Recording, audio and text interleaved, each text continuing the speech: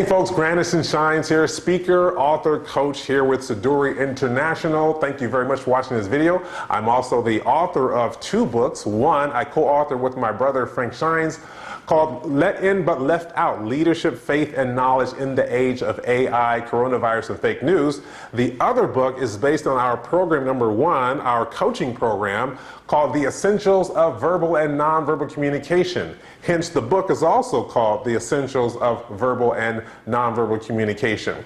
I've also had the privilege of creating our programs that we teach here at Siduri International. And we have a few different processes that we utilize. One, our communication blueprint called the Champions of Communication Confidence Blueprint. That one has 7 different modalities, and we also have an over 99% success rate when we institute this and teach this to organizations and to entrepreneurs. The other two, one's called Fault Leadership, that's our leadership process, and then instilling the culture of accountability within your organization with the Truth Accountability process. We love teaching all those. I'm very passionate about it. So in this video, I'm going to talk to you about power talking. I'm giving you 5 verbal communication techniques you can utilize right now, or you should add to your conversation so that you can have more influence with anyone that you are conversing with. So let's go ahead and dive into the content. But before we do that, let me ask you to do something right quick. Go to our YouTube channel. The link is right here, youtube.com/Siduri International. Subscribe to our YouTube channel. Click the bell to make sure you get the notifications and watch the videos. Leave a comment if you like it. Great, give us a thumbs up. And also, if you dislike it, click the dislike button twice. All right, there you have it. So make sure you do that for us, and then you'll get also access and notifications of our live broadcast that we host every Wednesday at 10 a.m. Arizona time. All right, so let's get into the meat of the conversation. Now, what we like to do here at Siduri International is make sure that we have an understanding of what it is that we're talking about. And this one, we're talking about verbal communication. So what I'm going to do first is give you the definition of communication, and then we're going to get into the 5 techniques. All right, so here we have it. Take a look at this. So what is communication? What is the definition of communication? It is the act or process of using words, sounds, behaviors, or body movements, positions to express or exchange information or to express your ideas, your thoughts, your feelings to someone else. Every communication involves at least one sender, one message, or even I should say a message. There could be many messages within a conversation, and at least one recipient. That is the definition of communication. Now, that definition was more expounded on verbal and nonverbal communication, which we are going to talk about here in this particular aspect at all, but this particular video as well. Make sure you know this though. Communication is a duality. It's a dual process aspect of making sure that the conversation is bandied back and forth between at least two individuals. If you don't have at least 2 individuals, you are more dictating versus communicating. And there's a big difference between dictation and communication. Remember, dictation is only one way. Communication, it's a 2-way street. There's a duality when we talk about communication. Now, all the information I'm going to talk to you about today, we're going to make sure that we keep this in light of, again, verbal communication, but also there are some aspects of nonverbal that will kick in, and I'll talk about that in a minute. But first of all, let's talk about the 3 major or massive benefits you will get by utilizing these techniques I am going to teach you today. Okay, so let's talk about it. Benefit number 1 is this. You're going to be more influential in your conversation and leadership. This is a very good byproduct of utilizing these communication techniques appropriately, these verbal communication techniques appropriately. Point number 2, or benefit number 2, is this. You'll develop stronger and more trustworthy relationships. Anytime you're communicating, and anytime you're communicating continuously with certain people in an environment, let's say your workplace environment or at home, you have a relationship going there. And you want to keep the trust in the relationship. And you want to make that bond become more stronger.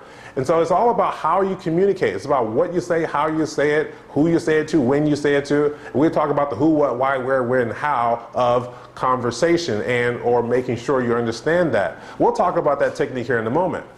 The big benefit number 3, massive benefit number 3 that you're going to get is here. You'll garner the reputation of being a great boss to work for in your workplace environment. That's something to aspire to. Being that great boss, being that great mentor, being that great coach, making sure that you understand this is, again, these are the benefits you are going to have when you utilize these techniques. And I promise you that you will have all three of these going for you when you utilize these appropriately. The appropriate use of any tool is to utilize it in its capacity for which it was designed. So let's talk about this verbal communication aspect here. So I mentioned before that we're going to talk about these 5 powerful benefit or communication techniques, 5 powerful verbal communication techniques. Now I want to emphasize this. I want to emphasize this really emphatically. You want to couple what we're going to talk about here with the 9 types of nonverbal communication that we also teach. You can see them right here on this graph, 9 types of nonverbal communication, and when you utilize these, couple them together, execute the verbal techniques with executing, and I should say while executing the nonverbal communication techniques, you are going to even have a bigger benefit. And it's going to be faster, it's going to be more efficient. That's what you want. If you are a leader, if you are a career professional, if you are just getting into the workplace, you want to master this communication aspect. Communication, in fact, a report I was just reading said that miscommunication in the workplace is a $37 billion, with a B, billion-dollar problem that organizations have here.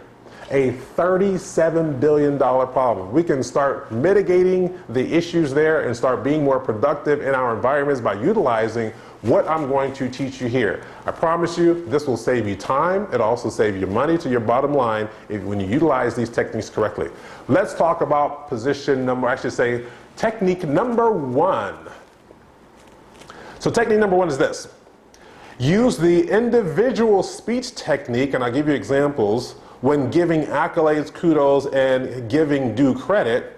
Utilize the collective speech technique when unveiling an issue, problem that needs solving, giving constructive criticism, addressing concern, and such forth. Okay, now let me tell it to you like this.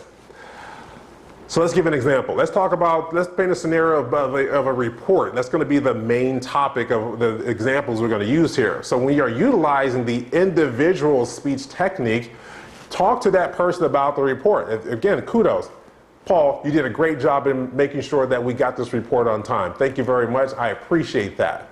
So utilizing the person in solidity, in a singular point of view, talking about that person, talking directly to that person, utilizing eye contact, of course, making sure, Paul, you did a great job. Thank you for printing out this report. I'm going to take a look at it. Thank you for having it on time as well. I really appreciate that. Again, addressing that person. This will be very much so diluted if you say, hey, we got that report in on time and Paul did it. Now he feels like someone's taking his credit. So making sure that you utilize the singular, making sure you address them, the individual technique here, and making sure you solidify that with the person who you're talking to. Now, let's take a look at the second one. Let's give an example of the second one. This one here, the collective speech technique. Anytime you have a problem, you become part of the problem. Put yourself in the problem with the teammates, okay? Let's even say Paul didn't do good on the report. Hey, Paul, I noticed you had an issue on the report. Why don't we do this? Let's get together. Let's talk about this report. Let's go through it. Let's set a date and time first, and then we can talk about this and come up with a solution together. Can we do that? Yeah, that's okay. All right, perfect. That's an example of how you utilize the collective speech technique versus pointing and single outing Paul. Paul, I noticed you did a bad job on this report. I need to make sure I talk with you on it because you don't have the information right. See how much more crude that sounds? But if you utilize the collective speech technique, again, the example, hey, Paul, I noticed we had some issues here on this report. Why don't we get together and let's talk about how we can utilize this going forward. But I do want to set a date and time with you so we can talk about the report and get this, come up with a solution together. Is that okay? Absolutely. Always get that buy-in. Perfect. That's the way you utilize that particular technique. So you have the individual speech technique versus the collective speech technique. Learn how to utilize those sparingly as often as possible when appropriate. All right, so there you go. Number 2 technique is this. Definitive speech technique. Use strong words that show commitment or certainty versus unsurety or uncertainty. Now here's one that I'm going to give you some examples. I'm going to actually show you the words here because this is how most managers talk. This is how most managers lead. This is how most managers end up having a conversation with their subordinates. It's very much so open and not really defined, but they also, on the flip side, because it's communication, they also let people give them answers that way too. So when you utilize this particular technique and you know how to utilize technique, you'll be able to listen for the actual correct verbiage when someone is answering your question. So take a look at this. I would try to have the report finished by noon if possible. If someone said that to you, you won't have any confidence that they're going to fulfill what they are designed to do, which is to finish the report and get it reported and get it submitted over to you.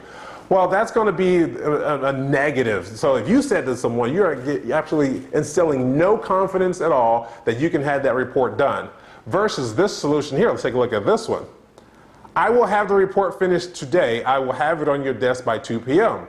Now you're talking more certain. Now you're talking more definitive. Now you're talking with more commitment. I will have the report done today. So you're being defined. You have a definitive time frame. I will have it on your desk by 2 p.m. Again, defining that. Now I'm instilling confidence in that person. I can walk away thinking, okay, great, I'm gonna have this report by 2. If I need to have it in by 3 o'clock, I have well enough time to look at it and go over some information before that. So that's technique number 2, what we call definitive speech technique. Number 3, and I like this one in totality of what it can do and the opportunities it will avail you. And we'll get deeper into this in a later conversation. Number 3 is use the complete communication technique. Who, what, why, where, when, how. Utilizing those aspects in a single conversation or even a couple of sentences when you're giving someone a specific mandate. So here's how most managers talk. Look, take a look at this one here. Take this report over to Sharon, please. Now, that can mean you can interpret a lot of different things. And one thing you want to do when you communicate is you want to remove the room for interpretation. You want to remove the room for assumption. You want to remove the use of the imagination. If you do that, then you'll have much more concise and complete communication. And all you have to do is answer or talk in terms of who, what, why, where, when, how. Now I'm going to give you an example. Take a look at this. Paul, do me a favor and walk this report over to Sharon's desk within the next couple of minutes. She has a meeting at 10 a.m. and needs to make copies beforehand. Thank you, sir. I really appreciate it. Now, take a look at this. We answered each one of those questions. We answered who, Paul, do me a favor and walk, how, what, this report, where, to Sharon's desk, when, in 2 minutes. Why? She has a meeting coming up, basically. And then I showed appreciation. You should show appreciation.